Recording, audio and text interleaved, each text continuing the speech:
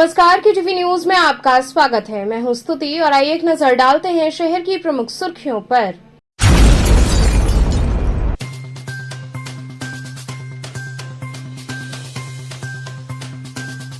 ज्ञानवापी श्रृंगार गौरी मामले में कार्बन डेटिंग की अपील को कोर्ट ने किया खारिज।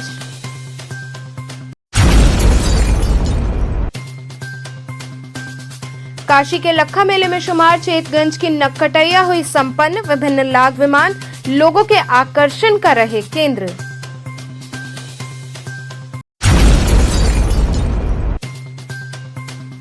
बीएचयू में फीस वृद्धि के विरोध में भगत सिंह छात्र मोर्चा द्वारा किया गया प्रदर्शन।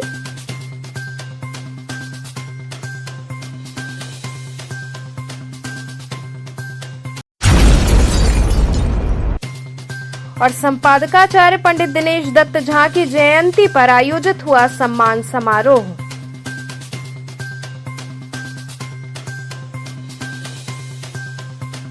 और अब खबरें विस्तार से। ज्ञानवापी श्रृंगार गौरी मामले में कार्बन डेटिंग की अपील को कोर्ट ने खारिज कर दिया। ज्ञानवापी श्रृंगार गौरी मामले में आज जिला जज अजय कृष्ण विश्वेश की अदालत में शिवलिंग की कार्बन डेटिंग की मांग को लेकर हिंदू पक्ष की तरफ से की गई अपील को खारिज कर दिया गया है। वादी संख्या 1 राखी सिंह के वकील अनुपम त्रिवेदी ने बताया कि आज सुनवाई शुरू होने के बाद ये उम्मीद थी कि कार्बन डेटिंग या वैज्ञानिक विधि से जांच की मांग को लेकर जो मांग की गई थी उसे कोर्ट ने ये कहकर खारिज किया है कि मई के महीने में सुप्रीम कोर्ट ने ज्ञानवापी परिसर में जिस स्थान पर कथित शिवलिंग मिला था उसे सील कर उसकी सुरक्षा का आदेश दिया है और कार्बन डेटिंग विधि से पत्थर में शरण और अन्य तरह का नुकसान पहुंच सकता है जो लोगों की भावनाओं को आहत कर सकता है। इन्हीं बातों को कहते हुए कोर्ट ने इस अपील को खारिज कर दिया है। कार्बन डेटिंग को लेकर क्या कार्बन डेटिंग की याचिका जो है वो न्यायालय ने खारिज कर दी है। वादी संख्या 2 से 5 के द्वारा जो लगाई गई थी, किसी तरह का कोई दोहराया नहीं रह जाता है क्योंकि सुप्रीम कोर्ट ने उस जगह को सील कर दिया था। इसके चलते इस याचिका को खारिज किया गया है क्योंकि न्यायालय का कहना है कि जब सुप्रीम कोर्ट के आदेश से उसे सील कर दिया गया है, ऐसे में किसी तरह की कोई टिप्पणी करना, कोई न्यायालय का आदेश देना जिससे कोई जांच हो या नुकसान किसी क्षति का संभावना बने, वो बिल्कुल अनुचित होगा। इस कारण से इसको डिसमिस किया गया है। क्या लगता है आगे का क्या रुख रहेगा आप लोगों का? देखिए, वादी संख्या 2 से 5 की तरफ से अपील होती है, क्या होता है उनका डिसीजन है। एक साइंटिफिक इन्वेस्टिगेशन की जो डिमांड है वो सही समय पर सही तरीके से सही एप्लीकेशन और आर्गुमेंट के साथ में राखी सिंह की तरफ से रखी जाएगी। माननीय न्यायाधीश महोदय ने हमारी बात को आज जो आर्गुमेंट था उसको मानने से इनकार कर दिया कि वहाँ पे कोई भी सर्वेक्षण परीक्षण हो। अब इसका कॉपी मिलने के बाद विस्तृत अध्ययन करने के बाद हमारे साथी अधिवक्ता वहाँ पे रहेंगे। उसके बाद देखते हैं कि इस पे हम अगली रणनीति अपने विमर्श करने के बाद ही उठाएंगे। नहीं, वहाँ पे चूंकि वो सील है और हाई कोर्ट सुप्रीम कोर्ट से लगाया था, यहाँ के सिविल जज सीनियर डिवीज़न का भी आदेश है। इस आलोक में माननीय न्यायाधीश महोदय अब अगर ऐसा आदेश दिए तो उसका अध्ययन करने के बाद अगली रणनीति अपनाएंगे हम लोग। निसंदेह अगला तो स्टेप हमारा हाई कोर्ट का ही होता है और वहाँ पे हम उसको इंटरटेन 90 दिन की अवधि होती है, उसके बीच में कभी भी हम आपस में करते हैं। हिंदुओं को देखते हुए माननीय न्यायालय ने 250 का जो वैज्ञानिक विधि या कार्बन डेटिंग से जो टेस्ट कराने की बात कही गई थी उसको खारिज किया है, ये कहते हुए कि ऑनरेबल सुप्रीम कोर्ट से वो प्रोटेक्टेड है एप्लीकेशन, और शिवलिंग जो मिला है वो ऑनरेबल सुप्रीम कोर्ट के ऑर्डर से मई में जो ऑर्डर हुआ था उससे प्रोटेक्टेड है। और दूसरी बात ये है कि आम जनमानस की भावना भी आहत हो सकती है, तो ऐसी स्थिति में जो है ये एप्लीकेशन खारिज कर दिया। हिंदू पक्ष के लिए कितना बड़ा झटका है? देखिए, ये झटका का विषय है ही। कोई भी एप्लीकेशन खारिज होना, हम भी वादी हैं, तो ये हमारे लिए एक जो है दुख का विषय है। तो उस पर हम विचार विमर्श करेंगे कि आगे हमें क्या करना है। अब हम विचार विमर्श उस पर आज अभी कहने की स्थिति में नहीं है। लेकिन आप लोगों की तरफ से जो वादी संख्या 1 की तरफ से लगातार इस बात को लेकर विरोध भी हो रहा था कि वैज्ञानिक विधि से जांच होनी चाहिए, कार्बन डेटिंग होनी भी नहीं चाहिए। देखिए सर, आप खुद ही इस बात को कह रहे हैं कि हमारा ये कहना कभी नहीं था कि किसी प्रकार का कोई जांच ना हो। हमारा सिर्फ इतना कहना था कि शिवलिंग को क्षरण ना हो और शिवलिंग खंडित ना हो, बस यही कहना था। जांच के विरोध में हम नहीं थे। आप आगे की कोई रणनीति भी? अब विचार विमर्श करेंगे, आपस में बैठ के बात करेंगे, फिर आगे। काशी के लखा मेले में शुमार चेतगंज की नक्कटैया संपन्न हुई। वहीं विभिन्न लाग विमान लोगों के आकर्षण का केंद्र रहे। चेतगंज की ऐतिहासिक नक्कटैया के 136वें संस्करण में आत्मनिर्भर भारत के 2 प्रमुख आधारों की ओर जनमानस का ध्यान आकृष्ट कराया गया। इसके लिए समिति की ओर से 2 खास झांकियां तैयार की गईं। एक जनसंख्या नियंत्रण का समर्थन करती दिखी तो दूसरी एक देश एक कानून का प्रबल घोष कर रही थी। जनसंख्या नियंत्रण के समर्थन वाली झांकी में बढ़ती जनसंख्या के कारण उत्पन्न हो रही आवास, अनाज, शिक्षा, बेरोजगारी और बेहतर स्वास्थ्य न मिल पाने की समस्याओं को दर्शाया गया। वहीं जनसंख्या नियंत्रित होने पर देशवासियों को मिलने वाली सहूलियतों को भी प्रदर्शित किया गया। देशभक्ति गीतों की धुन झांकी को विशेष आकर्षक बना रही थी। दूसरी विशेष झांकी एक देश एक कानून की थी। इसमें कश्मीर में धारा 370 हटने के बाद बदले हालात को दर्शाया गया। इससे अतिरिक्त 100 से अधिक पारंपरिक लाग विमान नक्कटैया जुलूस का हिस्सा बने। प्रयागराज से आई चौकियां भी आकर्षक लाइटिंग से बनारसी मेला प्रेमियों को मोह रही थीं। रामायण, महाभारत और शिव महापुराण के प्रसंगों पर आधारित पारंपरिक लाग विमान अपनी शोभा के साथ शामिल हुए। मलदहिया से लोहराबीड़, चेतगंज, बाग बरियार सिंह होते कबीरचौरा मार्ग के दोनों किनारों पर महिलाओं, बच्चों का हुजूम नक्कटैया जुलूस देखने के लिए सारी रात डटा रहा। प्रारंभ में नक्कटैया जुलूस का उद्घाटन भाजपा एमएलसी विनीत सिंह ने फीता काटकर व नारियल फोड़कर किया। राज्य मंत्री डॉ दयाशंकर मिश्र और भाजपा नेता अरविंद मेनन भी प्रभु दर्शन को पहुंचे। वहीं विधायक डॉ नीलकंठ तिवारी भी लीला के साक्षी बने। वहीं जुलूस से पहले चेतगंज चौराहे के निकट नक्कटैया लीला हुई। रावण की बहन सूपनखा की नाक लक्ष्मण जी द्वारा काटने का प्रसंग मंचित किया गया। इसके बाद चेतगंज रामलीला समिति के संस्थापक का पूजन करने के बाद मध्यरात्रि जुलूस मलदहिया चौराहे से आरंभ हुआ। वहीं क्षेत्र में लगे खाने पीने और खिलौनों की दुकान पर भी लोगों की काफी भीड़ दिखी।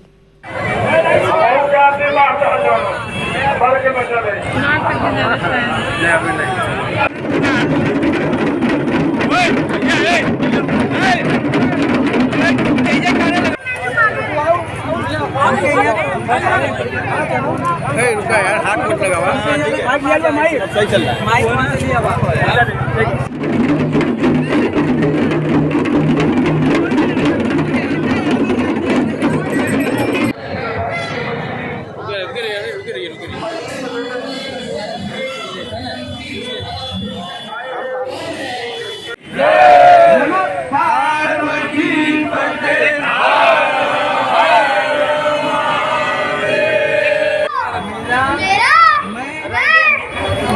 मैं तो उनका दास हूँ, मैं पराधीन हूँ।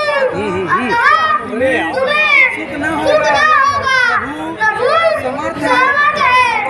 कौशलपुर के राजा हैं, वे जो कुछ कहेंगे उन्हें सफलता है। सेवक सुख चाहे, भिखारी समाचार।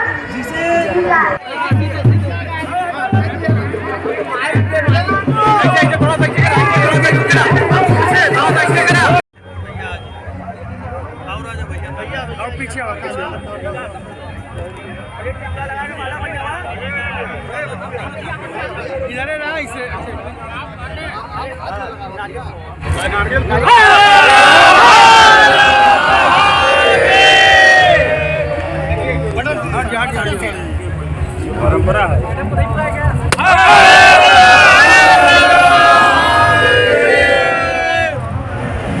माला पहिना ना, माला एक किनारे से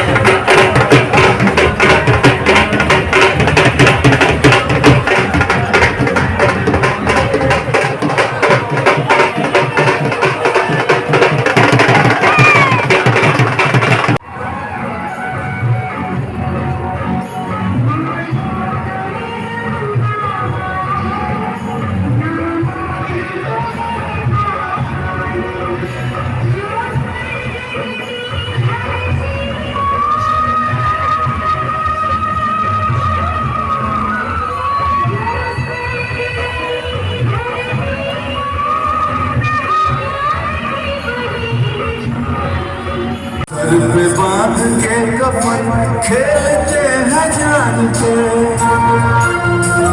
तेरी मिट्टी में मिलूं फूल बन के मैं खिलूं मां भारत की शान हूं मैं हिंद का जवान मैं हिंद का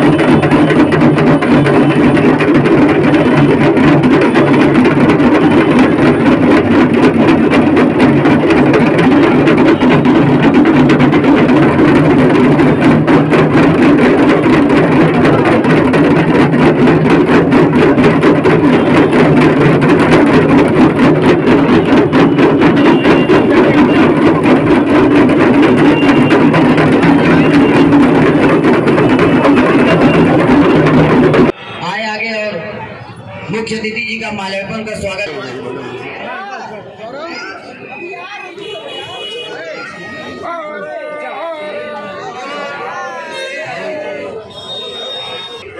बताना रही हो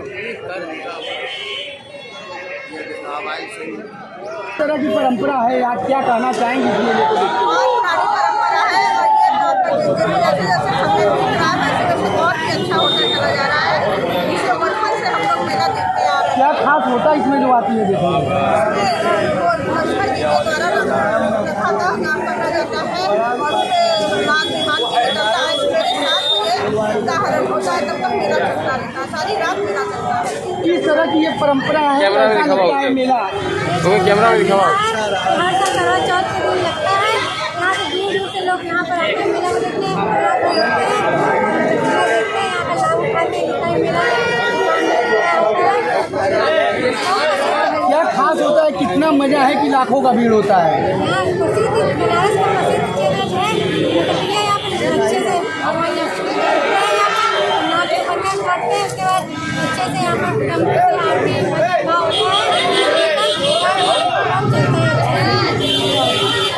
यह परंपरा 1888 ईस्वी से चल रहा है।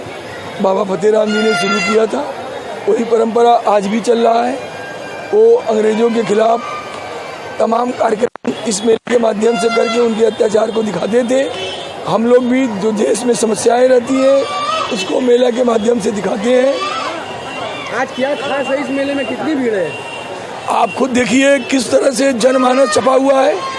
मेले में कम से कम 10 लाख आदमी मेले को देखेंगे। क्या खास है इस मेले में? मेले में बहुत खास है। एक तो पहले का सेम सीन दिखाया गया है जो बाबा जी ने अंग्रेजों के खिलाफ किया था। जनसंख्या पर नियंत्रण के लिए दिखाया गया है, प्रयास किया गया है, सरकार से मांग किया गया है। सरकार काम भी कर रही है उस दिशा में। और एक देश एक कानून के लिए भी प्रयास किया गया है। मेले में खाने पीने से लेकर बच्चों का सारा इंतजाम रहता है क्या? पूरे पूर्वांचल से लोग दुकानें लगी हुई हैं, इनसे एक पैसा भी शुल्क नहीं लिया जाता है। पूरा मेला में अपनी दुकानें लगाते हैं। ये हमारे अतिथि हैं। इनकी पुलिस प्रशासन द्वारा किस तरह की व्यवस्था है? पुलिस प्रशासन ही इस मेले को संभालती है और भगवान और कमेटी के लोग, भगवान की कृपा है कि 137 साल से मेला सकुशल संपन्न हो जाता है। पुलिस प्रशासन, जिला प्रशासन की विशेष योगदान मेले में रहता है। हमारे विशेष काम हमारे मेले में नहीं किया। कौन खास लोग आए इस मेले में? इस मेले में भाजपा के राष्ट्रीय नेतृत्व से राष्ट्रीय मंत्री अरविंद मेनन जी, राज्य मंत्री दयालु गुरु, हमारे लोकप्रिय विधायक जो हमारे अति विशिष्ट अतिथि भी हैं, डॉक्टर जुझारू नेता डॉक्टर नीलकंठ तिवारी जी भी मौजूद हैं। सारे लोग मेला सफल बना रहे हैं। मेले में आए हैं लोग और शिक्षक MLC अशोक सिन्हा जी भी मौजूद हैं जो हमारे मंच पर भी आए। हमने उनका भी स्वागत किया। हर संप्रदाय, हर विभिन्न पार्टी, सभी लोग इस मेले में शिरकत करते हैं। आज ये 136 वर्ष पूर्व परंपरा का निर्वहन केंद्रीय रामलीला समिति कर रही है और 136 वर्षों से ये लगातार लीला जो चली आ रही है। यहाँ पे जो नकटिया का मेला है लखा मेला के नाम से प्रसिद्ध है और देश की आज़ादी में जिस प्रकार से इस नकटिया का रोल रहा, यहाँ पे तमाम क्रांतिकारी आते थे अपने उस भेष बदल करके जो है और तत्कालीन परिस्थितियों को जो है वो अंग्रेजी हुकूमत के खिलाफ वो उस नकटिया के लाख के माध्यम से लोगों को जगाने का काम करते थे, बताने का काम करते थे और आज़ादी के लिए अलग जगाने का काम इसी नकटिया के साथ हुआ।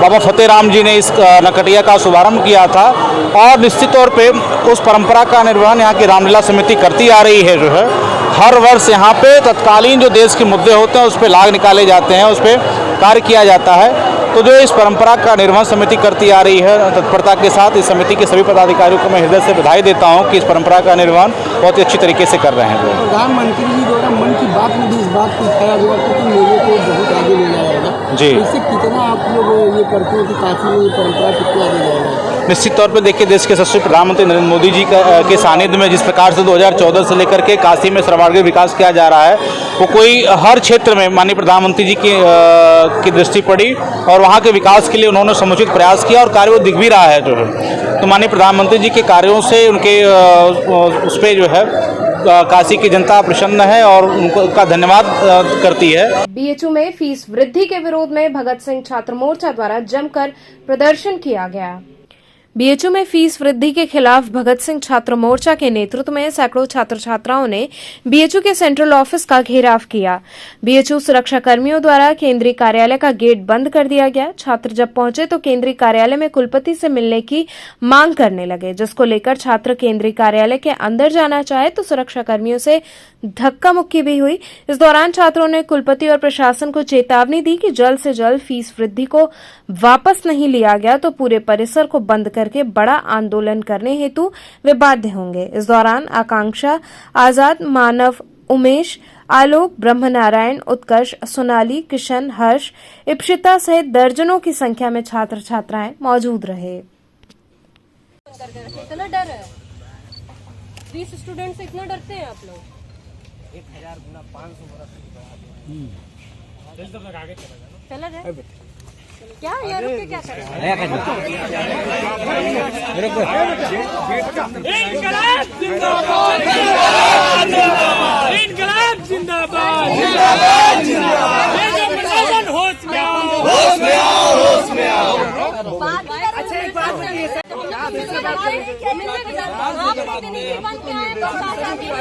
आप प्रशासन के प्रतिनिधि बन के आए तो हम तो सवाल आप ही से पूछेंगे।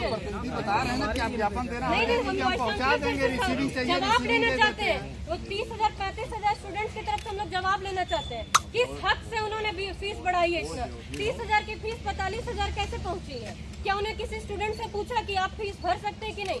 हॉस्टल की फीस कैसे 1,500 2,000 बढ़ाई है? क्या हमारे घर में एक पैसे ये हम लोगों का विरोध प्रदर्शन जो बीएचयू में फीसें बढ़ी हैं, आप लोग देख रहे होंगे पिछले 2 महीने से लगातार खबरें आ रही हैं कि फीसें बढ़ रही है। अब जाकर के पूरी तरह से क्लियर हो गया कि सभी कोर्स में लगभग जितने कोर्स हैं, एमएड या एमबीए या जितने भी तमाम कोर्स और हॉस्टलों की फ़ीस बहुत ज़्यादा बढ़ाई गई है। भारी इजाफा किया गया, लगभग 2-2 हज़ार तक हॉस्टल की फ़ीसें बढ़ाई गई है और एकेडमिक फ़ीसें भी लगभग कई कोर्सेज में तो 10-10 हज़ार तक बढ़ी है। जिस तरह से ये पूरा बीएचयू को ये निजीकरण किया जा रहा है, बाजारीकरण किया जा रहा है, शिक्षा को खरीद बिक्री की वस्तु बना दी जा रही है कि जिस स्टूडेंट के पास 10,000 20,000 रुपया होगा तो वो सेमेस्टर का पैसा देकर के शिक्षा खरीद सकते हैं। हम इसके खिलाफ ये प्रोटेस्ट कर रहे हैं। हम यहाँ वाइस चांसलर को चेतावनी देना चाहते हैं। आप जो शिक्षा से इतने लोगों को बेदखली करना चाहते हैं, आप ये बताइए कि कितने गरीब स्टूडेंट हैं वो पढ़ पाएंगे, कितनी दलित यहाँ पढ़ पाएंगे, कितने आदिवासी बीएचयू में आ पाएंगे, या कितनी लड़कियों को उनके घर वाले इतनी महंगी फीसों में पढ़ाने के लिए भेजेंगे। जो ये शिक्षा से बेदखली की जा रही है, जो ये बाजारीकरण किया जा रहा है और ये सब नई शिक्षा नीति के तहत हो रहा है, जो WTO के कहने पर नई शिक्षा नीति बनी है 2020 में, जो पूरे शिक्षा को बर्बाद कर देने का, ऑनलाइन कर देने का और बाजारीकरण कर देने का नीति है, उसके खिलाफ ही हम लोगों का प्रोटेस्ट है। हम लोग आज इस प्रोटेस्ट के माध्यम से उनको चेतावनी देना चाहते हैं कि अगर आप जल्द से जल्द ये फीस वापस नहीं लेते तो पूरे बीएचयू में एक बहुत बड़ा जल्द आंदोलन किया जाएगा। कब तक ये चलेगा आप लोगों का? अभी हम लोग यहाँ पे आज ज्ञापन देंगे, उनको चेतावनी देंगे और इसके बाद हम अगले अपने बड़े आंदोलन की तैयारी में जुटेंगे। जी देखिए, हुआ ये है कि कुछ दिन पहले अभी नोटिस जारी हुई है जिसमें एकेडमिक और हॉस्टल दोनों की फीसें 50% से लेकर 200% तक के बढ़ाई गई हैं, जिसमें अलग अलग फैकल्टी और अलग हॉस्टल्स के अलग अलग तरीके से बढ़ाए गए हैं, जिसमें 8,000 तक 18,000 तक की फीसें बढ़ी हुई हैं। जिसपे ये समझ लीजिए कि जो गरीब छात्र बीएचयू में खासकर जो दलित और पिछड़े अल्पसंख्यक महिला जो इस परिवेश से आ रहे हैं और ग्रामीण परिवेश से आ रहे हैं, वो बहुत कठिनाई से कुछ पैसे इंतजाम करके पढ़ने आते हैं। दूसरी बात है कि कोविड अभी हाल ही में गुजरा है। कोविड में पहले से ही परिवारों पर एक बहुत बड़ा धक्का लग गया है, जिसमें बहुत सारे लोग पहले से ही पढ़ाई से छट चुके हैं। ये जो फीस वृद्धि है, इससे और ज़्यादा आगे आने वाली जो पीढ़ी है, पढ़ने वाले लोग हैं, वो पीछे हटेंगे। और हम देख रहे हैं कि लगातार हर यूनिवर्सिटी में बढ़ाई जा रही है। पहले इलाहाबाद यूनिवर्सिटी में हमने देखा, उसमें लगातार अभी तक धरना प्रदर्शन चल रहा है और उसी कड़ी में देखते हैं हम बीएचयू में भी इस बेतहाशा वृद्धि हुई है, जिसको लेकर आज हम लोग प्रोटेस्ट करना शुरू किए हैं और ये तब तक जारी रहेगा जब तक कि ये वापस ना लाए। संपादकाचार्य पंडित दिनेश दत्त झा की जयंती पर आयोजित कार्यक्रम में केटीवी के संवाददाता अनु श्रीवास्तव को सजग प्रहरी सम्मान से सम्मानित किया गया। मैथिल समाज उत्तर प्रदेश के तत्वाधान में संपादकाचार्य पंडित दिनेश दत्त झा की 129वीं जयंती समारोह डॉक्टर जितेंद्र नाथ मिश्र की अध्यक्षता में नागरिक प्रचारणी सभा में संपन्न हुई। समारोह का शुभारंभ आगत अतिथियों द्वारा संपादकाचार्य पंडित दिनेश दत्त झा के चित्र पर माल्यार्पण और दीप प्रज्वलन से हुआ। प्रत्येक वर्ष संपादकाचार्य पंडित दिनेश दत्त झा जी के स्मृति में दिया जाने वाला संपादकाचार्य पंडित दिनेश दत्त झा पत्रकारिता गौरव सम्मान संस्था के अध्यक्ष निरसन कुमार झा ने प्रसिद्ध गीतकार, वरिष्ठ पत्रकार, उत्तर प्रदेश सरकार द्वारा डॉक्टर लोहिया और साहित्य भूषण सम्मान से सम्मानित डॉक्टर बुद्धिनाथ मिश्रा और दरभंगा के वरिष्ठ पत्रकार सुभाष कुमार शर्मा को प्रदान किया। सम्मान स्वरूप संपादकाचार्य पंडित दिनेश दत्त झा जी का मोमेंटो, पाग, शॉल, डायरी, पेन और माला पहनाकर सम्मानित किया गया। वहीं संपादकाचार्य पंडित दिनेश दत्त झा की स्मृति में युवा पत्रकारों को दिया जाने वाला सजग प्रहरी सम्मान वरिष्ठ पत्रकार धर्मेंद्र सिंह, बिहार के वरिष्ठ पत्रकार राकेश कुमार गुप्ता, अश्विनी श्रीवास्तव, हरिबाबू श्रीवास्तव, अन्नू, आनंद कुमार मौर्य, सुनील शुक्ला, अभिषेक झा को दिया गया। समारोह के मुख्य अतिथि के पद से बोलते हुए डॉक्टर बुद्धिनाथ मिश्रा ने कहा कि पंडित दिनेश दत्त झा को भारतीय पत्रकारिता का सूर्य कहा जाए तो इसमें कोई अतिशयोक्ति नहीं होनी चाहिए। समारोह का संयोजन गौतम कुमार झा ने किया। स्वागत संस्था के अध्यक्ष निरसन कुमार झा ने किया। वहीं धन्यवाद ज्ञापन दास पुष्कर और सुधीर चौधरी ने किया। समारोह में मुख्य रूप से सभाजी शुक्ल, ब्रजेश पांडे, अशोक तिवारी, डॉक्टर जयशंकर जय इत्यादि लोग उपस्थित रहे। हरिबाबू श्रीवास्तव है। आप बनारस में कहीं भी इनको देख सकते हैं, कहीं भी कैमरा इनका दिख जाएगा। ये सजग प्रहरी हैं। लोकतंत्र के चौथे स्तंभ को मजबूत करने का कार्य हमारे पत्रकार बंधु करते हैं। हाँ, सामने हमारी दुख, परेशानी, समस्याओं को दिखाते हैं, जिससे शासन प्रशासन सचेत होता है और उसका निराकरण होता है।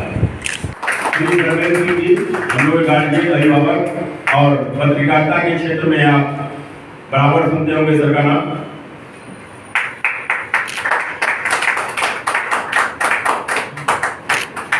भाजपा के मीडिया से भी सर जुड़े हुए हैं। एक बार जोरदार तालियां पुनः आप इनके लिए मिलें।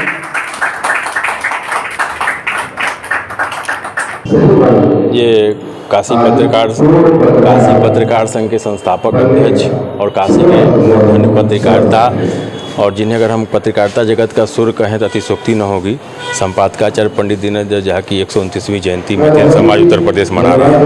क्या संदेश दे रहे हैं पत्रकारों का सम्मान? ये पत्रकारों के सम्मान से मैं ये संदेश देना चाहता हूँ कि जिस प्रकार हमारी सेना सरहदों की रक्षा करती है तो हम लोग चैन से रह लेते हैं, उसी प्रकार हमारे पत्रकार बंधु भी लोकतंत्र के चौथे स्तंभ। अगर वो हमारे दुख को, परेशानियों को न शासन प्रशासन को न दिखाएं तो उसका निराकरण नहीं हो सकता। वो ये दिखाते हैं जिससे कि हम चैन से घरों में रह सकते हैं। इसलिए हमने आज संपादकाचार्य पंडित दिनेश दत्त झा पत्रकारिता गौरव सम्मान दिया और सजग प्रहरी सम्मान दिया। सम्मान समारोह के अवसर पर क्या संदेश देना चाहते हैं? मैं गदगद हूँ क्योंकि हम लोगों के आदर्श रहे दिनेश दत्त झा जी। बचपन में हमने उनके बारे में बहुत सुना था। उनके घर मैं जाता भी रहा क्योंकि मैं जहाँ रहता था वो भी मंदिर बरारी का ही था, तो वो बरारी से जुड़े हुए थे और उनके बारे में तमाम उनकी श्रीमती झा से उनसे सुनते थे।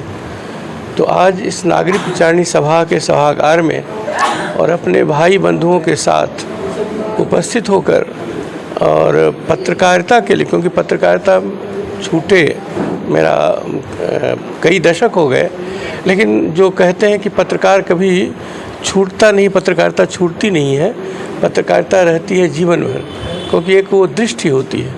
तो वो दृष्टि हमारे पास आज भी है, आज भी मैं लिखता हूँ। मुझे बहुत हर्ष हुआ। मैं इस संस्था को धन्यवाद देता हूँ कि मुझे इस लायक समझा गया और निश्चित रूप से इससे मुझे प्रेरणा मिलेगी। यहाँ रुकेंगे एक छोटे से ब्रेक के लिए। आप बने रहिए KTV के साथ।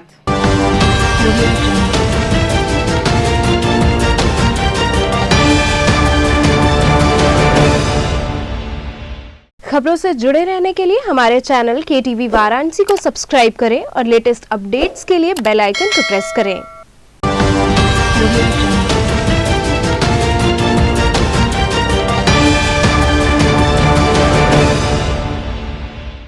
ब्रेक के बाद आपका स्वागत है। डेंगू के बढ़ते मरीजों को देखते हुए कबीरचौरा मंडलीय अस्पताल में एक और वार्ड बढ़ाया गया। बढ़ते हुए डेंगू की बीमारी को देखते हुए कबीरचौरा मंडलीय अस्पताल ने कमर कस ली है। लगातार आ रहे मरीजों से वार्ड फुल होने के कारण दूसरा वार्ड भी बनाया गया है। कबीरचौरा मंडलीय अस्पताल के medical superintendent doctor BS Tripathi ने बताया कि इस मौसम में ही ये बीमारी बढ़ती है। घरों में या कहीं भी गंदा पानी न जमने दें। डेंगू के लक्षण है कि मरीज को बुखार आता है, शरीर व पेट में दर्द होता है। कोई भी दिक्कत आने पर डॉक्टर की सलाह लें। अस्पताल की टीम पूरी तरह से इस बीमारी से निपटने के लिए तैयार है। डॉक्टर साहब, जिस तरह से डेंगू अपना पांव पसार रहा है, तो ये मंडलीय अस्पताल में किस तरह की व्यवस्था चल रही है? मंडी अस्पताल में हमने जो है इमरजेंसी में एक वार्ड जो है डेंगू के मरीजों के लिए फिक्स कर रखा है, लेकिन चूंकि मरीज़ ज़्यादा आ रहे हैं तो डेंगू के वार्ड के मरीजों के लिए और एक वार्ड खोला गया है वार्ड नंबर 4 में। और इसके अलावा जो बच्चे जो डेंगू से पीड़ित हैं उनके लिए वार्ड नंबर 12 में 6 बेड रिज़र्व किए गए हैं और इन सभी जगहों पे मरीज रखे जा रहे हैं। डॉक्टर साहब, इसके बचने के लिए कुछ उपाय हैं जिस तरह से ये बढ़ रहा है? जी, बचाव ही सबसे अच्छा इलाज है इसमें। जो ये अभी का मौसम है बरसात का, इसमें जगह जगह पे गड्ढों में पानी भर जाते हैं और जो भी छतों पे बेकार पड़े सामान हैं, टायर हैं, डिब्बे हैं, कूलर हैं, उनमें जगह जगह पानी इकट्ठा हो जाता है और लोग जो है लापरवाही बस उन पानी को निकालते नहीं हैं। वो पानी पड़ा रहता है और छोटे छोटे पानी के पूल्स में जो है मच्छर अपने अंडे देते हैं और जो है वही जो मच्छर इस समय पैदा होते हैं और वो लोगों को काटते हैं और उनसे डेंगू, चिकनगुनिया टाइप की, मलेरिया टाइप की बीमारियां इस समय फैलती हैं। डॉक्टर साहब, इसके लक्षण क्या होते हैं? इसमें जो मरीज को बुखार आता है, पूरे शरीर में दर्द होता है, हाथ पैर दुखता है, आँख के पीछे दर्द होने लगता है, सिर में दर्द होने लगता है, किन्हीं मरीजों को रैशेस भी हो सकते हैं, पेट में दर्द भी हो सकता है। तो अलग अलग मरीजों को अलग अलग प्रेजेंटेशन होता है, सबको ज़रूरी नहीं कि एक ही प्रेजेंटेशन हो। पूरी व्यवस्था है हॉस्पिटल में? जी, हमारे यहाँ पे जो है मरीजों को भर्ती करने की पूरी अच्छी से व्यवस्था है और हमारे यहाँ ब्लड बैंक भी है। अगर जिन मरीजों को प्लेटलेट की कमी हो जाती है उनको हम लोग यहाँ प्लेटलेट भी चढ़ाते हैं। BHU चिकित्सा विज्ञान संस्थान द्वारा लगाए गए स्वास्थ्य मेले का बड़ी संख्या में लोगों ने लाभ लिया। काशी हिंदू विश्वविद्यालय चिकित्सा विज्ञान संस्थान में 13 और 14 अक्टूबर को हेल्थ मेले का आयोजन किया गया, जिसमें तीनों संकाय एवं नर्सिंग कॉलेज के कुल 70 स्टॉल को लगाया गया। मेले का शुभारंभ professor VK Shukla, professor SK Singh, professor KN Dwivedi, professor Sanjeev Kumar Gupta एवं प्रोफेसर TP चतुर्वेदी के द्वारा करते हुए समस्त स्टॉलों पर भ्रमण किया गया। द्रव्य गुण विभाग द्वारा हर दिन हर घर आयुर्वेद को आधार बनाकर औषध रूप में मसाले, गिलोय, विभिन्न औषधियों का प्रदर्शन किया गया। नर्सिंग महाविद्यालय द्वारा डेंगू से बचाव, 5 साल से कम उम्र के बच्चों के टीकाकरण, परिवार नियोजन आदि के विषय में बताया गया। इसके साथ ही सभी चिकित्सकों ने अपने अपने विभाग से संबंधित विषयों पर लोगों को जागरूक किया। स्वास्थ्य मेले का सैकड़ों की संख्या में लोगों ने लाभ लिया।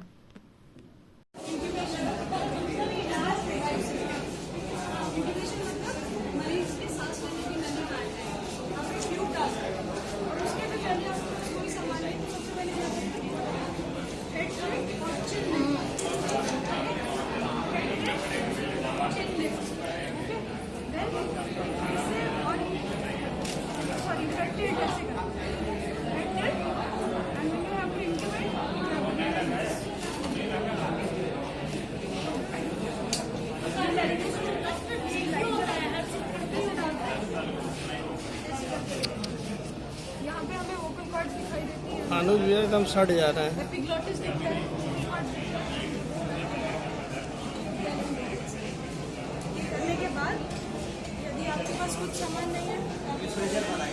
तो जहाँ तक आप मेले में देखेंगे कि चारों फैकल्टी, तीनों फैकल्टी और नर्सिंग, आयुर्वेद, डेंटल और आधुनिक का मिल करके नर्सिंग कॉलेज के साथ में एक जो बेस्ट फैसिलिटी इस समाज को देना है हमें, उसमें हम लोग पूरी तरह से लगभग सफल रहा है। कल का मेला हमारा 600-700 लोगों ने आया और आज ही देखिए भीड़ लगी हुई है आपके सामने। और जो करंट टाइम में सबको आज हार्ट अटैक की संभावनाएं हो रही है, इसलिए ये विभाग देखिए एनेस्थीसिया विभाग के भी डॉक्टर निमिषा जी ने बहुत अच्छा इसके बारे में समझाया कि आज जो जहाँ भी देखिए हार्ट की और हार्ट में तुरंत करंट में आदमी जो अगल बगल का है वो क्या सुविधा दे सकता है, उसी पे अभी हम लोगों को एक हार्ट का भी प्रोजेक्ट मिला है जिसमें हम लोग साथ में मिलकर मॉडर्न साइंस से काम कर रहे हैं कि हार्ट अटैक को हम कैसे बचा सकते हैं। आप देखिए कि इनका एक बढ़िया मेले में पूरा जो दिया गया हुआ है कि आपको आयुर्वेद की जो चाहे वो आपका पंचकर्मा विभाग हो, चाहे नाड़ी परीक्षा की हमारी हो, प्रकृति हो, सार हो, मर्म के बारे में स्पेशली मर्म चिकित्सा आपका कि दाब करके पेन का नहीं है, जैसे मर्म चिकित्सा भी, तो मर्म के द्वारा हमारा दाब करके पेन को कम किया जा सकता है, आयुर्वेद की विधि है। ठीक है, इसके अलावा आपके सारे जो पीडियाट्रिक सर्जरी देखिए बगल में, अच्छा पीडियाट्रिक सर्जरी का हुआ, आपकी फिर रेडियोलॉजी का पूरा दिखा रहे हैं अच्छी सबका, प्लांटों का रखा गया है पहचानने का जनता को कि भाई प्लांट पहचानिए और अपने घर में ही किस तरह से अपने हार्ट को, किस तरह से अपनी वेदनाओं को, दर्द को बचा सकते हैं, वो व्यवस्थाओं के बारे में अच्छी तरह से एक विशेषज्ञों के द्वारा यहाँ सलाह दी जा रही है और अपेक्षा करते हैं कि काशी की जनता और काशी के आसपास के लोगों को बहुत अच्छे लाभ इसके मिलेंगे और अपने घर पर सुरक्षित और संरक्षित रहेंगे। अगर आपको कहीं पे भी कोई भी बंदा अनकॉन्शियस दिखे, कहीं बेहोश दिखा, ज़मीन पे पड़ा हुआ है, कहीं भी रोड साइड में या ट्रेन में, है ना, या कहीं पे सी बीच के में कहीं पे भी दिख रहा है, तो सबसे पहले आपको देखना है, सीन सेफ्टी सबसे इम्पॉर्टेंट है। पेशेंट को वहाँ से ऐसे जगह ले जाइए जहाँ पे वो सेफ़ हो, है ना, ऐसा, और आप भी सेफ़ हो। ये नहीं कि बीच सड़क पे ही CPR स्टार्ट करना है या कुछ भी करना है, तो पेशेंट को सेफ़ जगह पे ले जाना है और उसके बाद सबसे पहले उससे पूछना है कि आप ठीक हो या नहीं हो। अगर वो रिस्पांस कर रहा है, पेशेंट हो सकता है कि डीफ एंड डम्प, मतलब सुन नहीं सकता है या देख नहीं सकता है, तो फिर उसे शोल्डर में टैप करना है। आप टैप करके उससे पूछो कि आप ठीक हो या नहीं। अगर फिर भी पेशेंट रिस्पांस नहीं कर रहा है, बंदा रिस्पांस नहीं कर रहा है, देन आपको पेशेंट के रेडियल आर्टरी पे पल्स देखना है ना, ये चेक करना है कि ये चल रहा है या नहीं चल रहा है, और 2 सेकंड के लिए आप रेस्पिरेशन देखना है कि सांस ले रहा है या नहीं ले रहा है, चेस्ट राइज देखना होता है। अगर उसका पल्स चल रहा है तो इट्स ओके, अगर पल्स नहीं है देन आपको CPR स्टार्ट करना है। तो फिर देखना है कि अगर आप सिंगल हैं तो तुरंत CPR नहीं स्टार्ट करनी है, सबसे पहले कॉल फॉर हेल्प होता है, इमरजेंसी नंबर होती है 1008, आप उस पर कॉल करिए एंड देन हेल्प के लिए लिखिए। अगर आप 2-3 लोग हैं तो एक लोग कॉल करें और एक लोग CPR स्टार्ट करें। CPR की कुछ मतलब अगर कॉमन पीपल है, आपको बिल्कुल भी नहीं पता है CPR कैसे करना होता है, तो पेशेंट को कोई हार्ड जगह पे रखना है, हार्ड सरफेस पे, ज़मीन पे रख लीजिए या किसी टेबल ऐसे जहाँ पे हार्ड हो, एंड देन फिर पेशेंट को CPR स्टार्ट करना है। ठीक है, उसमें रेट जो होता है 100 to 120, 100 से 120 पल्स देना होता है, एंड देन बीच में 30 डिप्रेशन के बाद से 2 ब्रीथ देना होता है, मतलब सांस देनी होती है। अगर आपके पास बैग एंड मास्क है तो आप उसके थ्रू दे सकते हैं, अगर वो भी नहीं अवेलेबल है तो माउथ टू माउथ दे सकते हैं। चौकाघाट स्थित श्री राम जानकी मंदिर में श्री रामचरित मानस सम्मेलन आयोजित हुआ। चौकाघाट स्थित श्री राम जानकी साढ़ा मंदिर में 9 दिवसीय श्री रामचरित मानस सम्मेलन एवं नववाहन पारायण पाठ महायज्ञ का भव्य आयोजन किया गया। इस अवसर पर ब्राह्मणों द्वारा समाज के कल्याण के लिए व धर्म को बढ़ावा देने के उद्देश्य से प्रतिवर्ष ये कार्यक्रम आयोजित किया जाता है। कार्यक्रम में प्रमुख रूप से कृष्ण कुमार पांडे, पवन कुमार पांडे, रामलखन सिंह सहित बड़ी संख्या में भक्त उपस्थित रहे।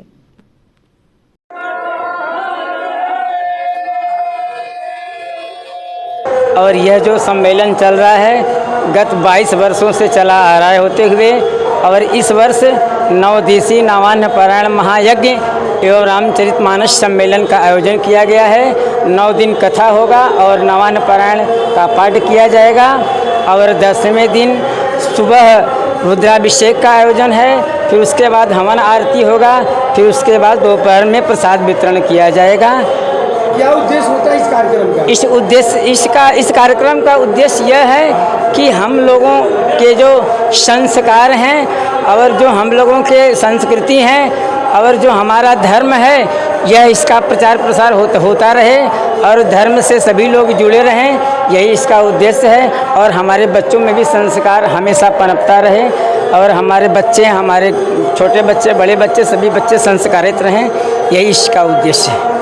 जिले के 8 ब्लॉकों के अध्यक्षों एवं सैकड़ों ग्राम प्रधानों ने नवागत मुख्य विकास अधिकारी से मुलाकात की।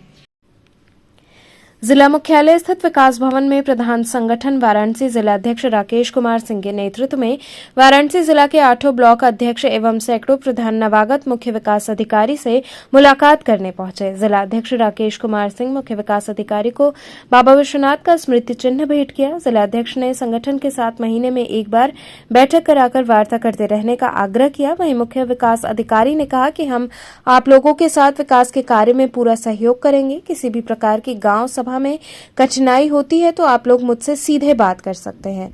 मुख्य विकास अधिकारी ने प्रधानों से कहा कि ग्राम सभा में लाइब्रेरी की व्यवस्था पर विशेष जोर दें। इस दौरान जिला महामंत्री मधुबन यादव, जिला उपाध्यक्ष उदय प्रताप सिंह, ब्लॉक अध्यक्ष रामसूरत यादव सहित कई प्रधान उपस्थित रहे। आज हम लोगों को मांग नहीं था, हमारे सीडीओ महोदय अभी यहाँ पे नया ज्वाइन किए हैं, तो हम लोगों का एक विचार हुआ कि सीडीओ महोदय से अपने मिल करके कुछ बात भी बताएंगे, ग्राम सभा की समस्याएं भी बता देंगे और उनको बाबा विश्वनाथ की स्मृति चिन्ह दे करके हम लोगों ने उनसे आज मुलाकात किया, जिससे हमारे ज़िले के 8 ब्लॉक अध्यक्ष और हमारे ज़िले के सारे पदाधिकारी, साथ में हमारे समस्त प्रधान साथी आए थे यहाँ पे। बात करें नए सीडीओ आए हुए थे, जी, आपने सम्मान उनको किया, तो क्या इनसे अपेक्षा रखते हैं कि किस तरह से आप लोगों का जो है? सीडीओ साहब से आज हमने मिला, अपेक्षा तो ग्राम सभा की बहुत है विकास करने की, जो आज हम लोगों को मिला जैसा एक अधिकारी चाहिए, जो उनके एक प्रधान और एक जनता से बात करने की शैली बहुत अच्छा लगा। हमारे सारे प्रधान से एक से उन्होंने परिचय किया, सभी लोग ने अपना परिचय दिया, परिचय लिया। उसके बाद सीडीओ महोदय ने तमाम बातें ऐसा किया जो कि अभी तक हमारी जानकारी में नहीं था। हमारे प्रधान भाई भी बहुत अच्छा लगा, जैसे उन्होंने कहा कि ग्राम पंचायतों में एक कॉमन सेंटर खोलिए और लाइब्रेरी खोलिए, गांव सभा का इसमें कुछ विकास करने के लिए, जैसे उन्होंने कहा बाजार हाट, मत्स्य पालन का पैसा, जैसे हम लोगों के तालाब का पैसा ज़िले में रह जाता है, प्रदेश में चला जाता है, एसडीएम महोदय के खाते में रह जाता है, उसको उन्होंने कहा कि नहीं 75% ग्राम सभा में जाएगा। अगर ऐसा हो रहा है तो जल्द आप लोगों का खाता खुलवा करके आपके गांव सभा में वो पैसा चला जाएगा। संस्था सुर संगम द्वारा प्रेस वार्ता आयोजित की गई। संगीत व सांस्कृतिक संस्था सुर संगम के अध्यक्ष केसी मालुआ स्मिता लोहिया ने बताया कि आगामी 16 अक्टूबर को रुद्राक्ष सभागार में कबीर उत्सव का आयोजन किया जा रहा है, जिसका उद्घाटन राज्य मंत्री अर्जुन राम मेघवाल व राज्य मंत्री रविंद्र जायसवाल द्वारा किया जाएगा। उन्होंने बताया कि इस विशिष्ट संध्या में कबीर के पदों, दोहों व साखी आदि के संगीत में प्रस्तुतिकरण के साथ ही डॉ विधि नागर एवं उनकी टीम द्वारा नृत्य प्रस्तुत किया जाएगा। जी, ये हमारा सुर संगम जो साहित्य संस्थान है उसके द्वारा पहली बार बनारस में कबीर उत्सव रुद्राक्ष में किया जा रहा है और इसके कार्यभार का पूरा जिम्मा मारवाड़ी युवा मंच, यहाँ की हमारी 7 शाखाएं गंगा, अन्नपूर्णा, वरुणा और काशी शिवा, काशी शाखा, वाराणसी शाखा, उदया शाखा को सौंपा गया है कि वो वहाँ का पूरा कार्यभार संभालेंगे। क्या खास है इस कार्यक्रम में?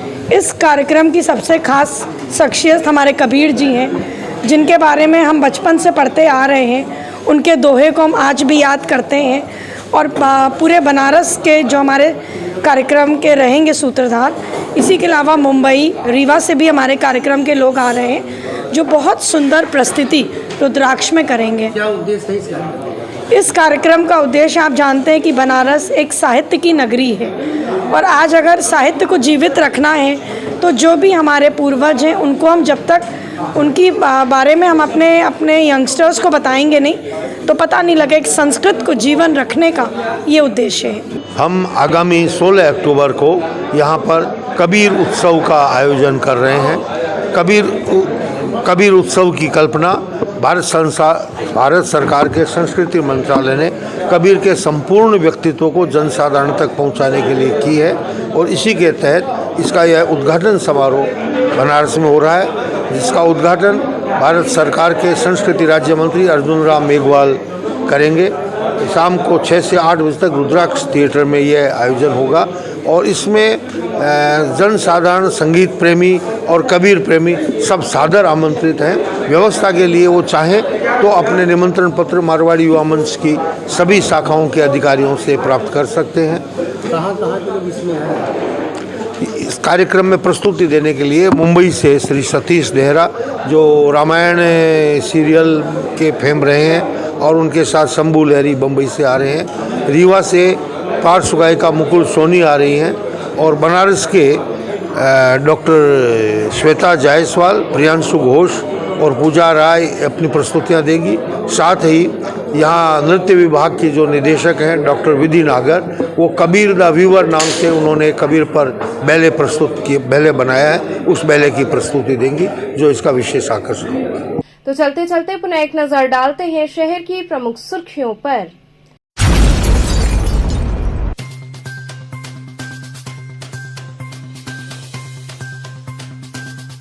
ज्ञानवापी श्रृंगार गौरी मामले में कार्बन डेटिंग की अपील को कोर्ट ने किया खारिज।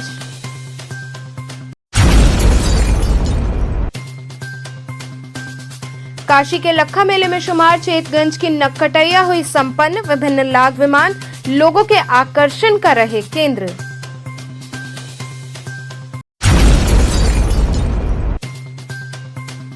बीएचयू में फीस वृद्धि के विरोध में भगत सिंह छात्र मोर्चा द्वारा किया गया प्रदर्शन।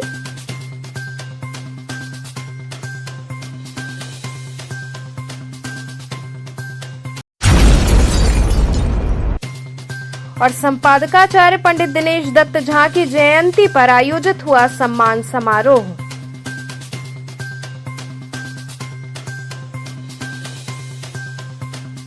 तो ये थे आज के समाचार, कल फिर होगी मुलाकात, तब तक के लिए नमस्कार।